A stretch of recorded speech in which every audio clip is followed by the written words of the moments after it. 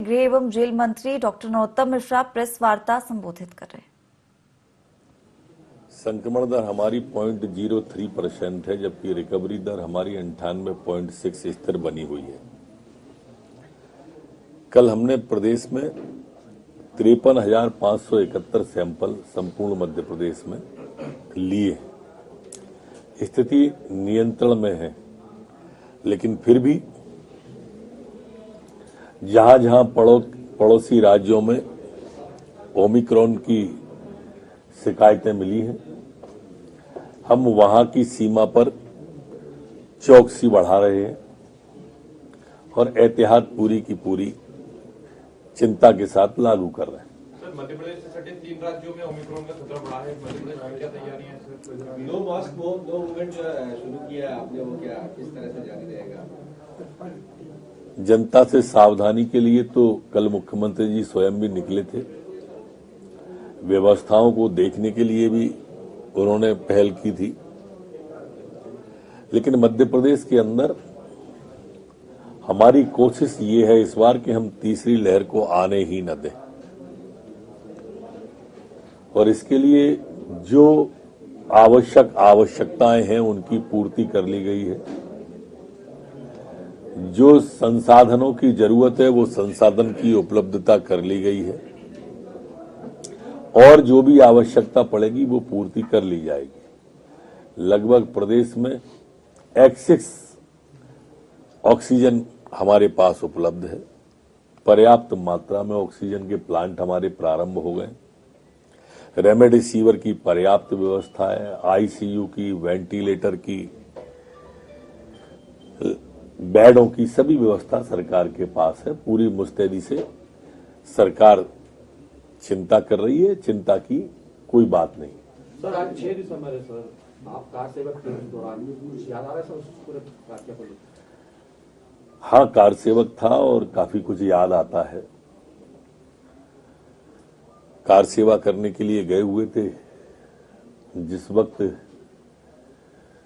Car सेवक कुछ गुम्बद पे चढ़े थे, मैं वहीं चश्मदीद हूं उसका। अब भव्य भगवान राम का मंदिर वहां बन रहा है। वो लोग जरा ध्यान दें जो कहा करते थे कि मंदिर वहीं बनाएंगे, तारीख नहीं बताएंगे। 6 तारीख को उनको जरूर जाना चाहिए वहां पे, अपने चक्षु से दर्शन करके आए, भगवान रामलला को मत्था टेकें, शायद वो सद्बुद्धि दे दें उन्हें। सर, दिग्विजय सिंह और कांग्रेस लगातार ज्योतिरादित्य सिंधिया पर हमले कर रहे हैं, कह रहे हैं कि गद्दार है इस तरह से। जब तक वो उनके साथ थे देवता समान, जब आ गए मैदान में हरजाई हो गए। ये सोचना चाहिए दिग्विजय सिंह जी को। देश के गद्दार पहले सोचें। जो टुकड़े टुकड़े गैंग के समर्थक हैं वो देश के गद्दार हैं, और जो देश के गद्दार हैं उन्हें किसी को गद्दार कहने का अधिकार नहीं है। ये सब जयचंदों की जमात है जो इस तरह की बात करती है। सर, वसीम रिजवी अब हिंदू हो गए हैं, पूर्व बोर्ड के चेयरमैन। उन्होंने इस्लाम को त्यागा है, और हमारी भारतीय संस्कृति, हमारी भारतीय सभ्यता तो सबको गले लगा के चलती है। वसुधैव कुटुंबकम को सिद्धांत को प्रतिपादित करने वाली भारतीय जनता है, भारत की जनता है। हमारे यहाँ तो जब भी कोई रामायण समाप्त हो, गीता समाप्त हो, भागवत सप्ताह समाप्त हो, तो सबके कल्याण की बात की जाती है। धर्म की जय हो, अधर्म का नाश हो, प्राणियों में सद्भावना हो और विश्व का कल्याण हो। विश्व के कल्याण की कामना करने वाला यही धर्म है, और इसलिए वो आए हैं, स्वागत है। सर, पंचायत चुनाव के लिए एक बार फिर हाईकोर्ट चली गई कल कांग्रेस, और विवेक तनखा जो है पैरवी कर रहे हैं, बोल रहे हैं कि 2 हफ्ते के अंदर जवाब चाहिए, सरकार से 2 हफ्ते में जवाब मांगा है इसको। देखिए, चुनाव कोई भी कराएं आप, कांग्रेस उससे पलायन की पहले पूरी कोशिश करेगी। लगभग मध्य प्रदेश में अब कांग्रेस का संगठन समाप्ति की ओर है। चुनाव हो रहा है तो चुनाव लड़े, भाग क्यों नहीं?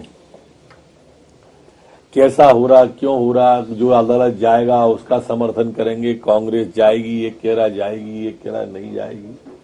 अरे ऊहापोह में क्यों भाई? जनता के बीच चलो, कहीं मत जाओ, जनता के बीच जाओ। लोकतंत्र में चुनाव एक कसौटी होता है। अपनी अपनी विश्वसनीयता जनता से मोहर लगाओ। 28 चुनाव पहले हारे, अभी 4 उपचुनाव में हार के बैठे हैं, 3 में। तो वो जानते हैं कि पंचायत चुनाव में भी कांग्रेस का क्या असर होगा। अच्छा, रटी रटाई स्क्रिप्ट है, कोई भी चुनाव हो उनके, और उनके जो बयानवीर लोग आते हैं वो चुनाव के दिन तक कहते हैं कि कांग्रेस जीत रही है, भाजपा हार रही है।